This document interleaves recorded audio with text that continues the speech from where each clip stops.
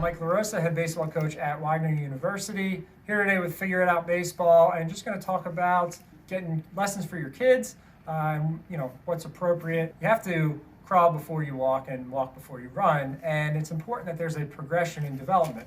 For instance, if you've got a 10 or 12-year-old son going to get lessons, there's certain things that they're just not ready for yet. Physically, they're not mature. They're looking to simply enjoy playing baseball, and there's got to be that component of enjoyment when getting the lessons and everything. But also it has to be applicable to their level. So what's appropriate. So I kind of equate it to my own experience. At the beginning of summer, I went out and got golf lessons. Not a very good golfer at all. I told the golf pro, listen, I was a baseball player. I got a baseball swing, and he was like, no problem. And he said, basically, my guess is that you want to be able to go out with your friends and play golf and have a good time and par some holes and be decent. I said, yes, that's it. Absolutely. I know I'm not going to be a pro golfer. I'm not trying to be on the pro golf tour. And so right away, he gave me 3 really simple adjustments that were very fundamental and basic that really helped my golf game improve. And now I enjoy going out much more.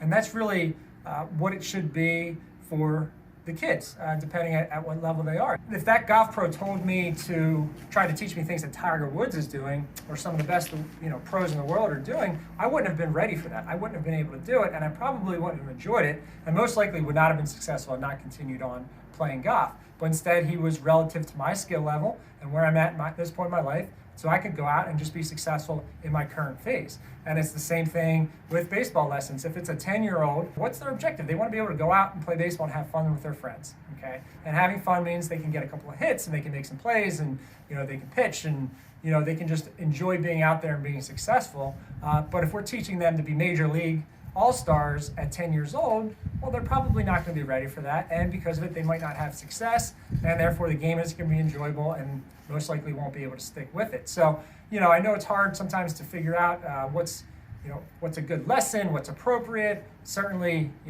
recommendations and getting feedback is accurate, but my recommendation is talk to your kids. Ask them, what they thought of it. Did they have a good time? How do they feel? And they're going to give you the feedback that your child best, and will probably be helpful in kind of evaluating if a lesson is worthwhile or not. Determining what would be a good lesson, or if they're working for your son, I would look at the results. Okay, so in the major leagues, hitters now are being taught to hit the ball in the air because they can hit it out of the park, and they've also got the strength and bat speed to be able to do so.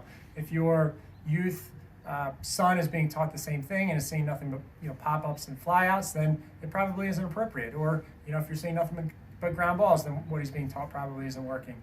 We see a lot with pitchers nowadays. They join in on velocity throwing programs, and their velocity increases, but they don't have the ability to throw strikes because they're not working on executing pitches and throwing strikes in the zone and how to throw with runners on base. I think that oftentimes is easy because we can get feedback.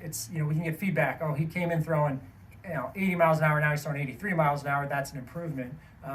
He came in and he had a 70-mile exit velocity off the bat. Now he's got 75, and that's an improvement. But there's more to it than just that. That's certainly a piece of the picture, but it's not the entire picture. And I think it's good to just look at everything as far as results. And then, is your kid having fun? If he's on the mound and walking every batter because he can throw hard but can't throw strikes, well, he's most likely not going to be enjoying himself. And it could be time to evaluate who he's doing the lessons with and what the approach is.